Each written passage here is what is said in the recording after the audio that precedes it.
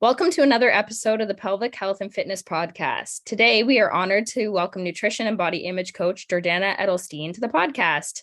Ooh. Jordana's work as a coach is to help women finally build the self-trust to eat and exercise in a way that feels amazing instead of white knuckling through the latest diet and working out to burn off last night's pizza. Jordana lived more than 20 years of her life trapped by food, starting a new diet every other week and endlessly chasing a body that she thought was the key to happiness. Jordana helps her clients break up with dieting, find their best weight, and live at ease in their own skin for life. Thank you so much for joining us, Jordana. Thanks for having me. It's so funny to hear someone read back like the stuff that you've written about yourself. I'm like, oh, I wrote that. It's so good. And I'm sure so many people listening are like, yep, relatable, right? Yes. So, yeah. Why don't you just tell us a little bit more about yourself, Jordana, and what got you into the world of nutrition? Sure. So I am 42. And from the time I was in my teens, really kind of kicked in around like 16-ish, closer to like 17. I have just been in a very difficult relationship with my body and with food. I am tall. I have a larger frame. I always have. I've never been, when I was like a kid, I didn't struggle with my weight and body stuff when I was like a younger kid, and a lot of people do. But from the time I was about 15 on, I was already in like a size 10, 12. That was just like how my body was built. And I had a lot of self-consciousness around it. I was bigger than all of my friends, taller than all of my friends. So that was kind of a thing that was happening, and just that I was really acutely aware of. And then I went to college, and kind of around this whole time, I had a really tough time with acne and was starting to gain weight. Long story short, I was diagnosed with PCOS, polycystic ovary syndrome. And this was kind of during like my freshman year of college, which is already a really difficult time. And the doctors at this time, this was the late 90s, and some of them still do, are like, oh, you need to do a low carb diet. And when you're in college and someone tells you to do a low carb diet, it's like, what, how am I supposed to live? How am I supposed to have a social life? And so that was really when things got really intense and really challenging for me, and started like a really disordered relationship with eating. Destructive really is probably even like a better word. And it was just years and years of that, struggling in my body, diet to diet, gaining weight, losing weight, never being happy, always like chasing after like a thing, like a size, a picture, a thing that's like, when I look like that, when I fit into those pants, when my stomach doesn't roll over my jeans, when I don't have to like, be self-conscious of someone seeing me from the side and seeing like my belly fat roll over my pants, then I'll be happy. And like, it literally just never happened. Like, even when I would diet and lose weight, like that just isn't like how my body is built. And so I could spend an hour talking about this, so I'll get to the point. I had a kind of what I'll call a traditional career, like corporate career in advertising for 10 years, which I was very good at, but never really loved. And 10 years ago, actually, in December, 10 years ago, I left that job. I have a 10-year-old son, and when he was a baby, I left that job and I became a yoga teacher. And I loved that. And I taught a style of yoga that was very, very therapeutic, very much about like connecting to your body and movement and understanding what it feels like to be in your body. And I did that for a long time and loved it, and taught strength and mobility and all these things. And then kind of started to transition as I did my own work around food into coaching, right? So I saw therapists and nutritionists and all different people over the years to try and like fix my problem. And it wasn't until I worked with two different coaches that I went through that process that I really was able to address everything. And then it was sort of like a woman I've worked with talks about this idea of your mess becomes your message. And so that's kind of like what it came down to, is that like I did this work and I was so, I'm gonna say like inspired, that's like not really a great word, but like inspired by it, and was so kind of blown away around like what was possible that I never thought was possible all these years, that I sort of transitioned into coaching. And I carry a lot of the movement stuff with me because so much of our challenge around food is being so disconnected from like when are we hungry? When are we full? What foods do I like? What foods do I don't like? I only know how to follow a diet. So that's kind of been like my path into like what I'm doing today. Awesome. And what was the tipping point for you to finally stop the endless cycle of dieting, or were there multiple tipping points? Yeah, so for me, it wasn't like a singular thing. I think it was like a slow buildup of, like the definition of insanity is keep doing the same thing over and over again and expecting a different results. And I mean, I did so many extreme things. I never was diagnosed with like a clinical eating disorder. But I had very disordered eating. I mean, it was pretty extreme from the different types of diets I would do from one to the next, to dictating and controlling where we went to eat, when we went to eat, what kind of food was allowed in the house. And I have a son who's now 10. So a lot of this was going on for a good part of his life up until about like 4-ish years ago. And it was just like this constant, like, distress, like of looking in the mirror. And I have a thing, an album in my phone of all of my before and after pictures. And it scrolls and it scrolls and it scrolls. There's hundreds of them from every diet I've ever done. And I've used it a lot on like social media to like represent like this constant cycle. And really what's so kind of crazy for me, I'm not someone who has ever gained or lost like huge amounts of weight. For me, it's been in like a 15 to 20, 25 pound swing. And I'm taller. So for me, my body carries that amount of weight differently. Like the gain and loss of 15 or 20 pounds on my frame is different than someone who is shorter. Like that's just like science and how body fat gets distributed. So I look at those pictures and there aren't like these drastic differences. But I remember at the time, you'd be like, oh my God, I lost 10 pounds and these jeans fit. And then it would be the terror of keeping it off. How am I going to maintain this? How am I not going to gain it back? And it just became so exhausting over a period of time of that building up and building up and building up. And when I first started working with a coach, it was still around kind of a weight with like a goal around weight loss. And I am not anti-weight loss. So, and I'm sure we'll get into that. But through that process, I kind of uncovered all of these things around how I was thinking about food. So it was a little bit like almost, I'll say like inadvertent. Because it's like, you don't know what you don't know. I didn't really know that there was an option to stop dieting. It was part of my identity. Like I have like a journal entry written where I talk about like, I don't know what it's like to either not be on a diet or not planning a diet. Like literally since I was a kid, like in my teens, I don't know what that's like. So it was sort of, I had to even comprehend that was like a possibility, which sounds crazy, but when you're living that, it's just like, this is just life. Like those rules and that structure was like how I, made my way through the world. So yeah, for me, there wasn't like a rock bottom kind of thing. A lot of people do have that, but it wasn't like that for me. Yeah. I'm sure so many people can relate to that, Jordana. I know I can. You and I have sort of chatted on Instagram just about my history as well with also, I was never diagnosed with a eating disorder, but definitely disordered eating. And yeah, similar to you, I feel like that's what is so tricky about this is that I would always go on these diets in the name of health, right? I was always into nutrition, always into sports and athletics. And so from a kid, I was taught all these food rules as a way to be healthy, quote unquote, right? And so, yeah, you can see how we get into these spirals where we don't know any other way to live or eat, right? Yeah.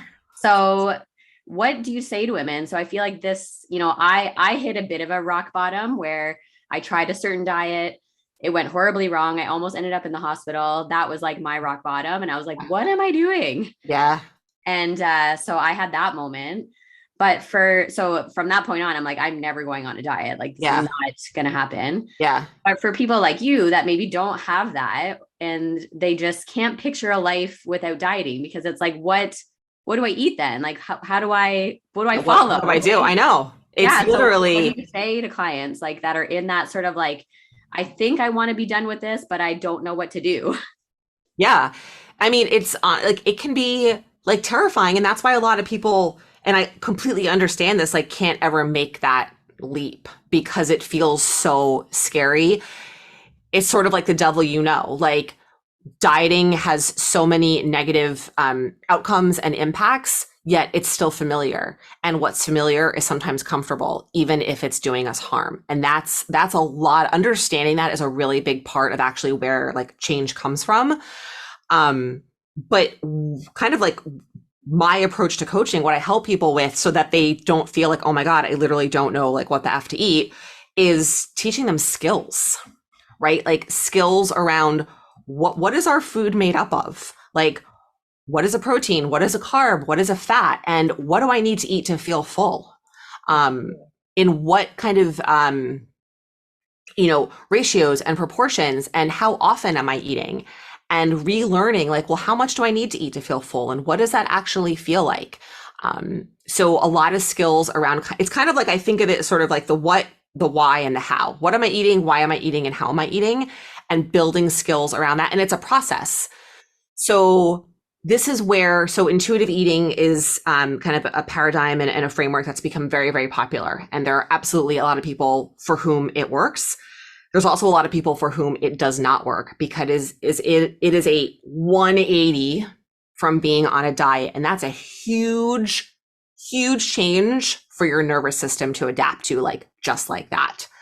I find the people that I work with, and this was myself, like need structure, right? Yeah. You can't just let go of all that. So it's not like people come into me and they're like, okay, like I'm done and let's just start learning these skills. Yes, we start learning the skills, but some of those existing behaviors stay in place. They kind of have to stay in place for a period of time so that you feel like safe, so that you have the mental capacity to learn these skills without being so terrified of like, oh my God, I don't know what I'm doing. So it's like, it's a process and it takes time. But really it comes down to skills. And I've been talking about this a little bit on social media the last couple of days, is that we think that we're not capable of these things. Like one of the biggest things is like, and I think this might've been actually, Rhonda, when you had posted this around, I can't keep that food in my house. Yeah. I will eat all of it. I can't, whatever it is, cake, cookies, candy, ice cream, pasta, pizza. I can't have that around. I will eat it all. I have to throw it out. And people really believe, and I believed this too, like, I will never be able to do that. We believe that as we believe that like the sky is blue. And the reason we think that is because we've just never been taught the skills for how to do it. Yeah.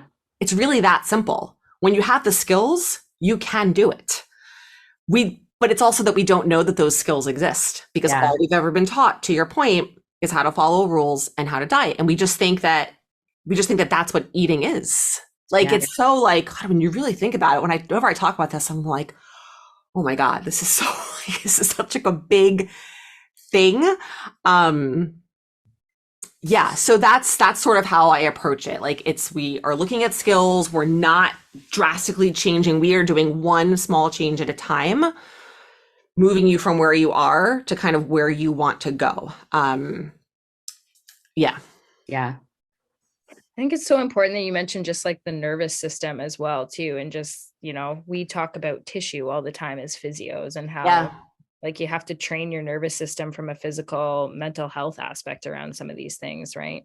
Totally. It's like there's a concept, certainly in PT and in movement and really with pain science called graded exposure, right? Where you slowly, and this is progressive overload with strength training. This is used to treat people who have OCD and anxiety. Like we slowly, this is immunotherapy for nut allergies. It shows up everywhere. This is how the human body works.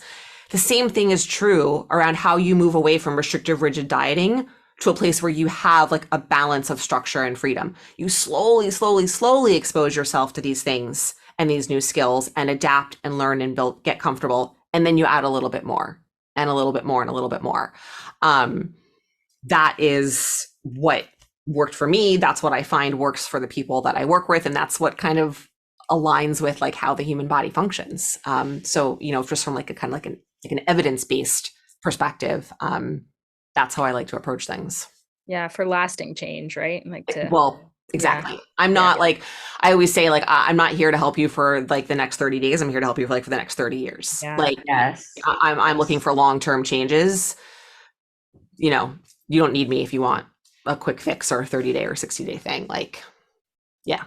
Cool. And I think that's what's so tough too, right? Because that is all that's been ever sold to us, right? Is quick fixes and these challenges. And I talk about this a lot with fitness, that like the boring stuff doesn't sell because it's not sexy, right? It's not like, here, join my program. You're going to be here for 2 to 3 years and you're slowly going to get stronger. Right. And you're not going to really notice changes in your body sometimes, but stick around. Yeah. Right? Yeah. It is. We're so conditioned that we don't even realize it, to like the instant gratification and to the marketing and the imagery we see. We've just accepted that as that's what's normal. That's the baseline, except it never was. It was just a way, you know, for people to make money. And it's really hard for us to reset those expectations, really hard. And there's always urgency. There's always like a wedding or a summer or a vacation or a reunion or a bar mitzvah or whatever it is. And I've been there. I've done that. Like, you can get the weight off. I'm not going to sit here. You can, but it's not going to stay off. And so it becomes like the time is going to pass anyway. Why not, you know, spend that time doing something that's going to like last? Love it. Yeah. I get really worked up. You're passionate. We love it. Yeah. For our listeners that might not know, what exactly is diet culture? So the way I define diet culture, which I think is kind of pretty standard, is making any sacrifice around your mental and emotional well-being in order to lose weight. So weight loss is the number one goal at any cost. That is really how I define diet culture. Yeah.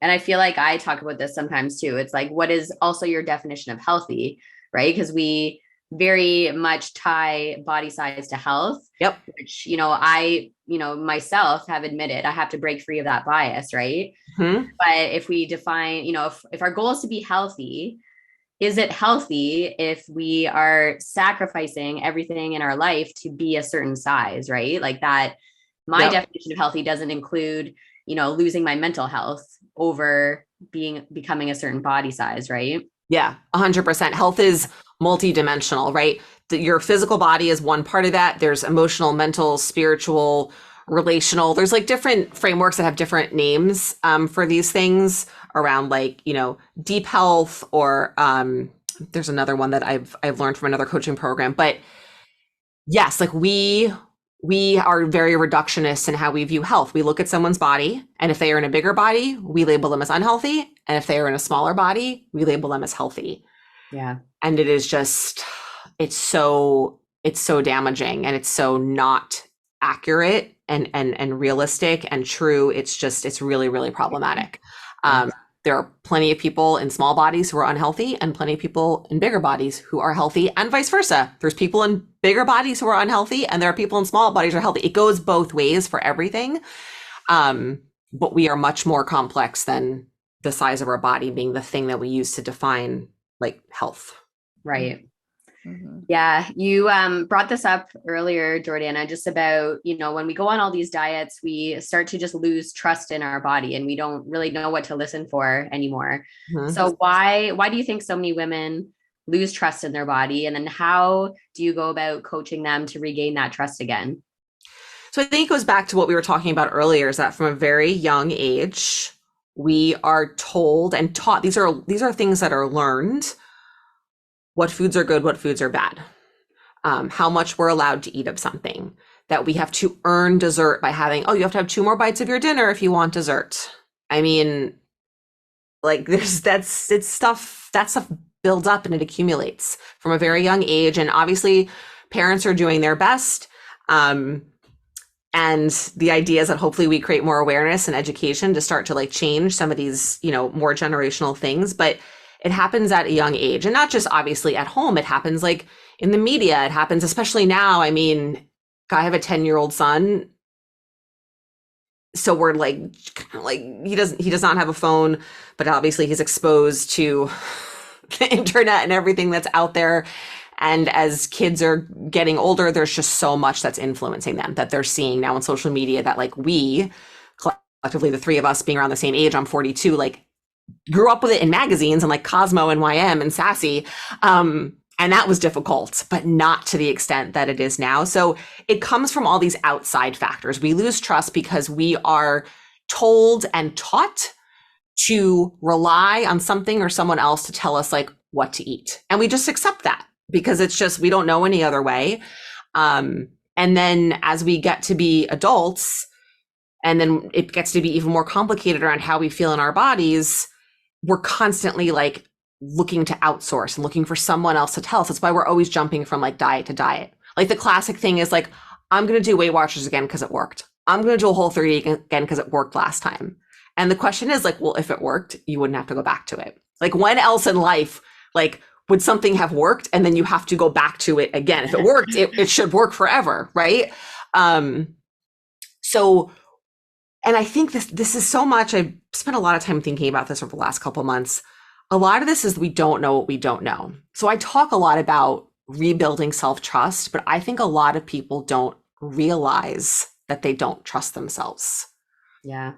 Because we follow a diet and we do the thing, and sometimes we don't see that as problematic. We just see that as like existence. Again, like the sky is blue, I do a diet. Like that's how I eat. That's the way everyone eats, right? Like, and so part of it is just, and that's why I'm always so happy to like have a platform to, and space to talk about this, is to create awareness, to let you know that like, if you are constantly obsessing and thinking about food and you are afraid to have certain foods in your house and you look at the number on the scale and it dictates your mood for the day, like that stuff is not, I'm going to say it's not normal. And I don't mean that in like a mean or cool way. I mean it in just creating awareness way. Like you can have something better than that. Like that's not just what you have to accept for the rest of your life. And so, right, first of it is, the first part is realizing that you don't trust yourself because we can't change the things that we're not aware of. And then it goes back to like, to the skills. And that's how we rebuild that trust. So then in any situation, you know how to make a choice. Like for me, it's about making an intentional choice. Like I can keep candy. I bought a bag of those Unreal peanut butter cups, like the more air quotes healthy version of Reese's peanut butter cups. And I love Reese's too. I just happened to see these and grab them. I got them probably a week and a half ago in the grocery store and I forgot that they're there. They're just sitting there. The bag is still sealed. That happens all the time now. And every time it happens, it blows my mind. I never take it for granted because there were years of my life where I would have eaten that whole bag in one sitting in the night it came home because I couldn't have it there otherwise.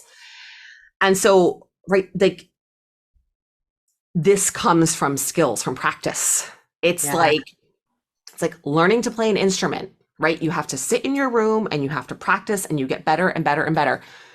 This is the same thing. We're born with these innate things, but then they're stripped away from us super early on. And so we have to relearn them. And it's just like learning any skill. It takes practice and it takes time and repetition. And it is 1,000,000,000% possible. It just, to your point, it does. It takes years. Like, I'm not going to sit here and tell you that in 3 months or 6 months, you'll be like, I'm good to go. You can make a lot of progress, but it takes time and it's never a straight line. It's like loops and loops and loops. So yeah, it's, but if you think about like, your whole life, right? So I work with women as young as I have a client right now who's in college, and I have a woman in my group coaching right now who's in her 70s. Wow. And you think about the amount of time, whether it's a year or in some cases 20, 30, 40, 50 years of living with this. That's a long time to be living and operating a certain way. It takes time to unlearn that and learn a new way. And again, it's like that adaptation of the nervous system. Like, I know it's not what people want to hear. We want to go back to the instant gratification thing, but like, this is just the reality of it. And it doesn't mean it's not worth it. It is the most worthwhile thing ever, truly ever, because it then impacts every other part of your life. It's not just about food. It's about the way you're showing up for your partner, your family, if you have a job, for your friendships, because when you don't feel good around food and you've stepped on the scale and it's put you in a bad mood for the day, that's impacting everything else that you do. So yeah, that was a lot of talking. That was way more than the question you asked, but that's what happens. It's great. You mentioned in your bio that you help women find their best weight. Yep. What is your definition of someone's best weight, and how do you help women find confidence in that weight? So the way I define best weight is, it kind of actually goes back a little bit to like the diet culture definition, is what's the weight at which you can make thoughtful, mindful, intentional choices around food and not be making any sacrifices to your mental and emotional health.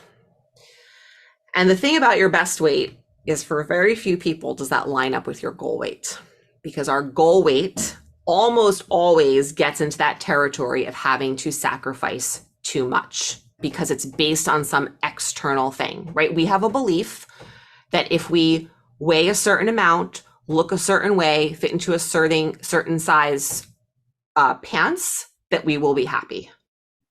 And it's just false. Like, you can see this, there's actually like a framework around this called like the arrival fallacy, like in the way we think about things. And it applies to like jobs and houses and cars and jewelry, like, or even like think about like online shopping. Like, you're online shopping, I know I'm going a little on a tangent, I'm going to come back. And you see like a really cool like sweater and you're like, oh my God, I love that sweater. When I get that sweater, that's going to like complete my wardrobe. That's the one thing I'm missing. When I get that, I won't have to shop anymore. I'll be happy. Right? Like, everyone does this. And then the sweater comes and you're super excited and like it's fresh and shiny and new for like a few weeks, and then it wears off. And then you see something else and you're like, no, that's the thing. This is really the thing. It is the same exact thing with your body. It's the same thing. When is it at you 5 pounds, 10 pounds, 15 pounds? There's always something else. And so that's why the goal weight, it becomes, then we're losing sight of what really matters to us. So, you know, the best weight, again, goes back to being able to make these choices around food without any mental and emotional sacrifices, but also doing that in a way that ties into your values. What do you value as a person? What makes you you? When we diet and do these crazy things, very quickly we're abandoning what matters to us in the pursuit of looking a certain way immediately. I mean, you can't tell me, like, I did isogenics many times. And for those who aren't familiar with isogenics, it's like a shake kind of thing where you drink 2 shakes a day, eat a meal with the most insane rules ever. They told you can only eat green apples. That was the only fruit allowed. No carrots, only like the 1 ounce serving of feta cheese. That was like the only, like, crazy. And then 4 days out of the 30-day cleanse, you don't eat anything for 4 days. Okay, so wait, I just totally lost my train of thought on this. Oh, what I was going to say is that when we do things like that, and you are, I'm not going to say starving yourself, but really depriving yourself of nutrition, and you are walking around like, is it okay if I curse? Yeah. Okay, like a raging bitch hungry. You can't tell me that that's you showing up as like your best self in alignment with what matters to you. Like, there's just no way. So really identifying and getting clear on what your values are, that's like a really big part of the work that I do with people, because we have to shift from like these externally driven things around numbers and sizes and looks to like what actually matters to us as a person. And so the best weight kind of, it's all wrapped up in that. And yes, there is obviously a physiological health component, right? For some people, fat loss is needed based on what's going on with their health. For some people it is, for some people it isn't. We cannot make a judgment on that based on what they look like. It's much more complicated. Obviously, that's not even for me to say, that's really for someone's physician to say. That also doesn't mean they need to get to a goal weight.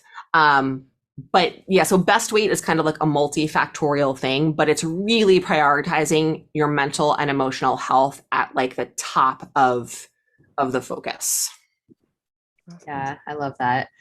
Yeah, so this kind of takes us to the next question we had, Jordana. And I think, you know, it's really amazing to see on Instagram, on social media, that the pendulum is swinging, I think, away. You know, there still exists all these crazy diets and everything. I don't think we'll ever get away from that, unfortunately, in our lifetime. But, you know, this body positivity side of things is coming into play. But I think, you know, when changes happen, there's always a huge pendulum swing, like to the opposite direction, right? Where, yeah, it's all about like, love your body, like love your roles, and which is all well and good, but Mhm. sometimes it's like invalidating, right? Because it's like, but I don't love my body. So Yeah. like, now what do I do? Right now, now I feel shame for not loving my body. And you're telling me just to love my body, but what do I do? Yeah. So how do you talk to your clients about body image? And do you talk to them about like loving their body or being neutral about their body? What do you talk about with them? Yeah.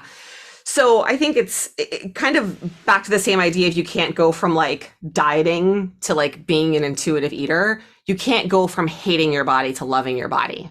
You may never love the way your body looks. So there's kind of different, also, I think, like facets to the relationship with our body. There's obviously what we look like physically. There's how we feel physically. There's how we move through the world. There's like the functionality and the capability of our bodies. And these are all kind of like different, like facets, I guess is a good word, to our relationship. And I don't look at myself. So I carry a lot of weight in my stomach. I always have. That's how my body's built. It's part of PCOS. It's very standard to carry weight in your abdomen. And I don't look at myself in the mirror and like love the way that I look naked, but I will put on certain clothes and be like, oh, I really like this. I feel really good about how I look. And so there's different like skills. Same thing as the eating. There are skills that we can use around how to move from this place of really feeling so uncomfortable in your skin, and I'm going to say hating the way that you look, to feeling a little bit more like settled and a little bit more at ease. And doesn't mean you're jumping up and down, but we are so body image by definition is our perception of our body, the meaning that we assign to how we look, which then by definition of that means it's subjective. It's an opinion, right? It's not a fact. Like the sky is blue is a fact. I have a head is a fact. I am fat, not a fact, right? My stomach is disgusting, not a fact. That's an opinion. And so part of the work we do, and this is a skill that we practice, is learning how to take an opinion we have around our body and turn it into a fact. So for instance, like, I'm just going to use my stomach because it's an example. Instead of looking at myself or starting off looking at myself and saying, oh my God, my stomach is so disgusting, like I look gross in these pants, saying, I have some more fat on my belly right now, and these pants are not the right size for me, right? A more objective, factual statement that starts to strip out the emotion. And it's not like we do that once and it's like, oh yeah, it's all wonderful. This is an ongoing skill. So that's kind of one piece of it. I already mentioned the clothing thing. Wearing clothes that you like, that fit, and that are comfortable. All three they all matter equally, is a game changer. Yeah. I have conversations with clients all the time who are wearing clothes to either kind of hide or cover their bodies.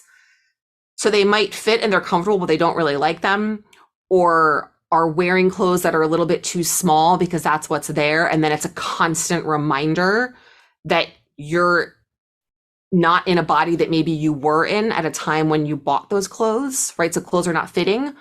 Or just like we wear things that aren't comfortable. They push or they rub or they scratch or they itch. And again, it like just makes you feel uncomfortable. So clothing is so powerful. It really, really is.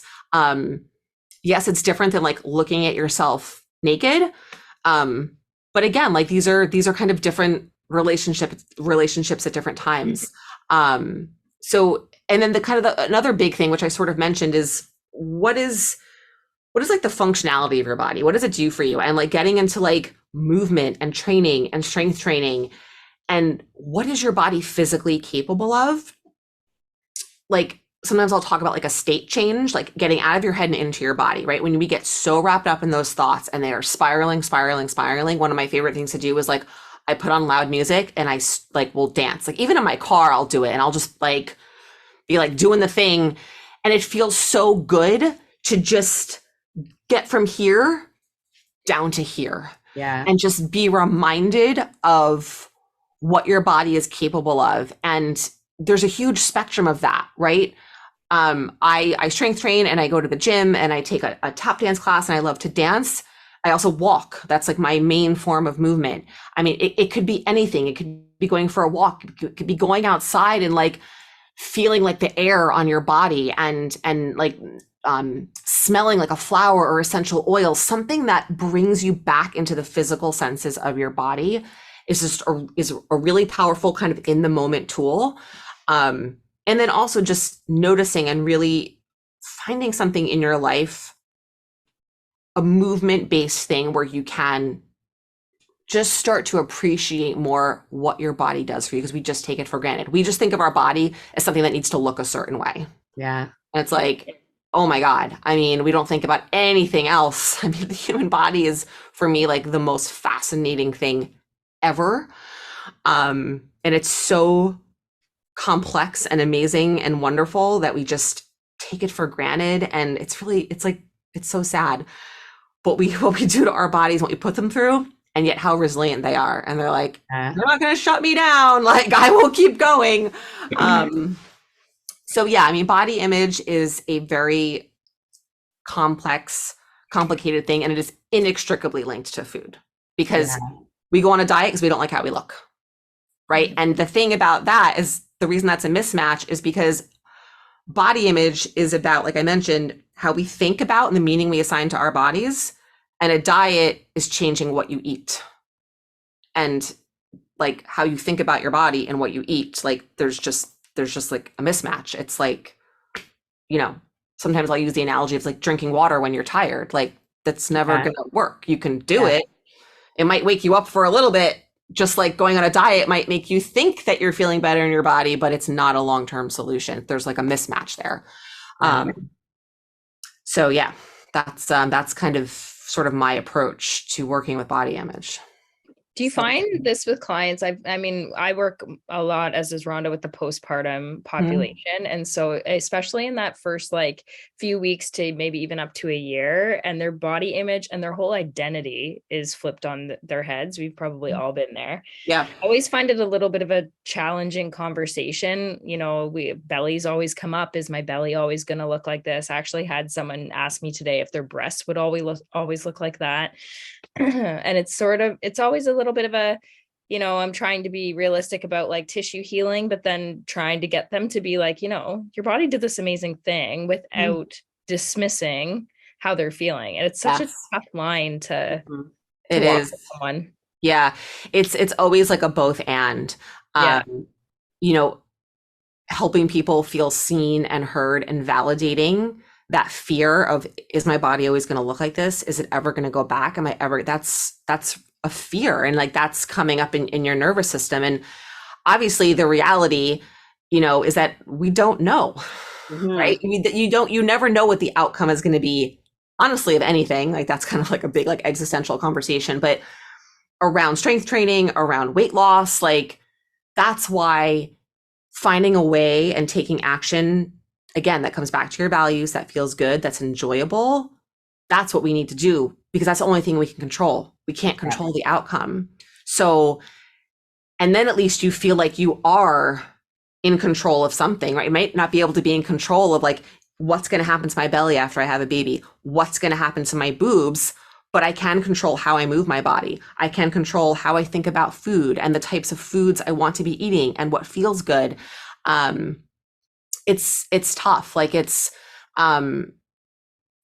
a lot of it is holding space for people so that they know they're not alone, that what they're feeling is normal, that it's okay to feel scared and unsure. And postpartum is like, you're in a new and different body you've never been in before. Like, and your body is truly changed forever.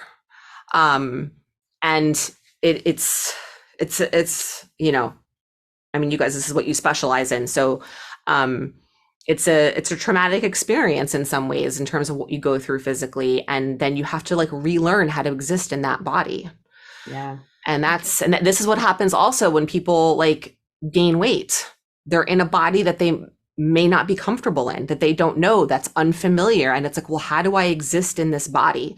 And then we're told, same thing as with new moms, like you should look like this, you need to, you know, get back, you need to lose weight and all of these things. And it's just, it's just, it's helping people. Another skill hasn't come up, but kind of fits in here is like, just like self-compassion. Mm-hmm. Yeah. And self-compassion is not just like loving yourself. It's not like as like touchy-feely as that. It's it's like a clinically researched tool around how to hold space for yourself on one piece of it. That's what's called like tender self-compassion, but then also take action, which is fierce self-compassion. So it's both. It's allowing like, this sucks. I'm in a body that's unfamiliar. I don't like how it feels, and saying it's okay to feel this way, just like you would say to like a friend or a daughter, but then also saying, okay, I have to accept that because I can't change these things, but here's what I can work on to feel better. And like finding the overlap of those two things. Like, so everything we're very like either or, black and white. I'm either on a diet or off a diet. I'm either eating carbs or I'm not eating carbs. I'm either, whatever it is, but it's like the both and is really where like the change starts to happen, when we learn how to allow all this stuff to coexist. Yeah. It's finding like the messy middle, right? I always talk about that with fitness, right? It's like, yeah, people either are on these extreme fitness plans or I'm sitting on the couch doing nothing. Yep. But the magic happens in the messy middle, but that is so hard because there's no rules in the messy middle, right? It's like, find what works for you. But people are like, I don't understand. Yeah, that's exactly it. It's easier for people to live in the black and white. And I get that. Yeah. But what's in that ease is also a lot of discomfort. Yeah. So, and it's when the discomfort of living in that seeming ease starts to feel more kind of painful than actually making a change, that stuff starts to happen. Yeah. I think this stuff is so important for the population that we talk to on this podcast too, Jordana, because again, my sort of rock bottom moment came postpartum with my second daughter, where again, I thought, I'm going to be healthy. I'm going to get back on track and I'm going to do this diet and lose the baby weight, which again is like force fed down our throats. Yep. Day one. And again, I'm like thankful I had that rock bottom moment, but I just so wish for so many listeners that they don't have to go through that, right? Like I wish they would just hear this information that you're providing and get to that healthy relationship with food before they have kids, because you tack on like lack of sleep, a colicky newborn, all of these things. And then you're trying to like go on a diet. Like no wonder women fail and are so frustrated because it's impossible to balance all of that. Yeah, it is. Like it's so wonderful that you're creating like the space for these conversations to create the awareness, because I think this space, like obviously women who have clinical eating disorders need support, and there is a lot of support out there for them and much needed. There's not a lot of support out there for people like us that we've shared, for in like that in-between place. Yeah. And I think the perception is if you don't have a clinical eating disorder, then you're fine. Whatever you're doing is fine. Again, all or nothing. Like, and it is just not that simple. And then, and people believe that themselves, like, oh, like, I don't have anorexia. I don't have bulimia. I'm fine. I'm good. This is normal. It's what everyone does.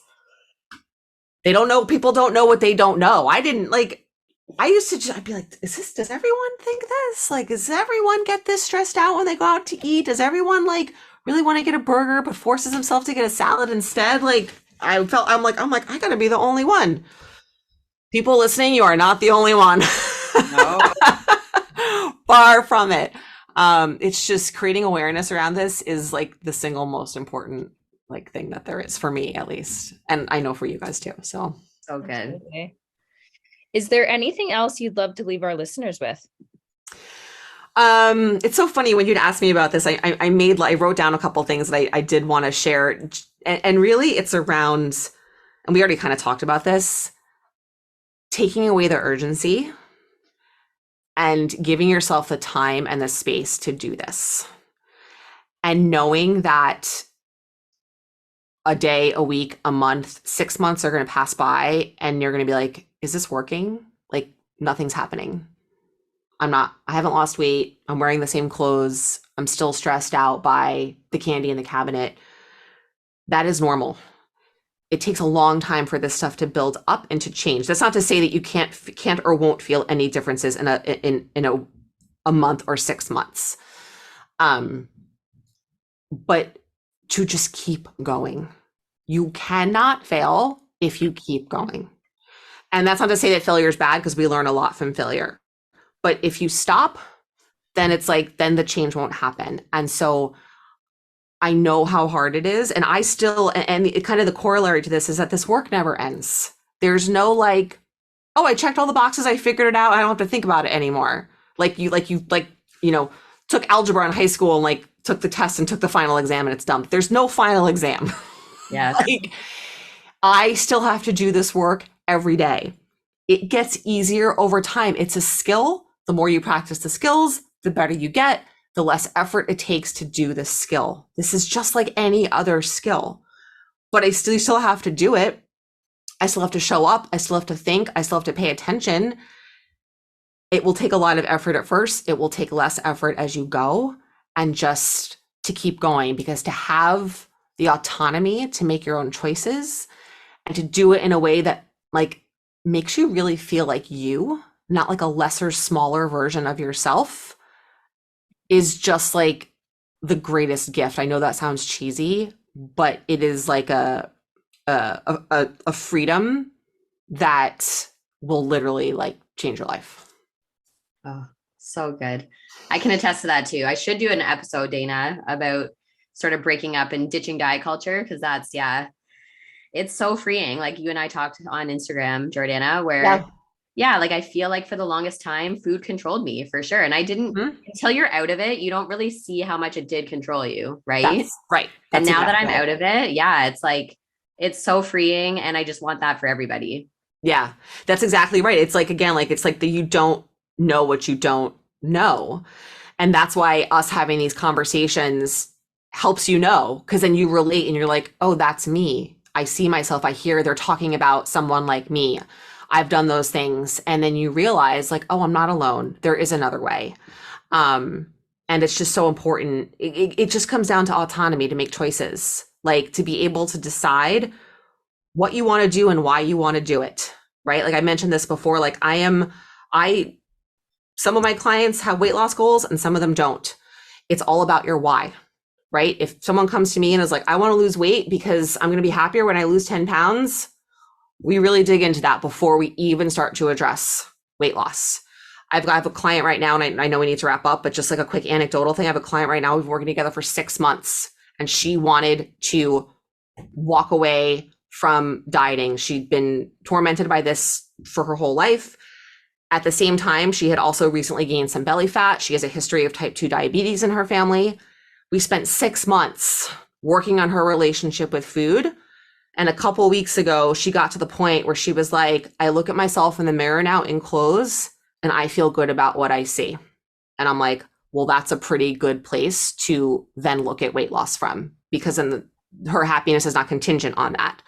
So that's 6 months. Yeah. No one wants to hear, oh, we have to spend 6 months before you're going to talk to me about losing weight. Yep. Yeah. Maybe longer, maybe less. It all depends. But just to say that, like, knowing your why, knowing your values, and learning these skills is the best thing that you can do for yourself. Love it. So before we wrap up, how can people work with you, Jordana, and where can we find you? Yep. So I work virtually. My whole business is online. And I have my website and Instagram. My website has all my information about me and my coaching. And that is my first and last name, JordanaEdelstein.com. That is also my Instagram handle. I spend a lot of time on social media. So if you have questions, curious, need support, need to vent, you can DM me. I am available. I do one-on-one coaching, and I have a group coaching program, and I have a podcast as well. And Rhonda's going to be on that very soon, and lots of resources to feel supported and feel seen. Amazing. Love it. Well, thank you so much. Thank you guys. This is so fun. I love talking about this stuff. Awesome.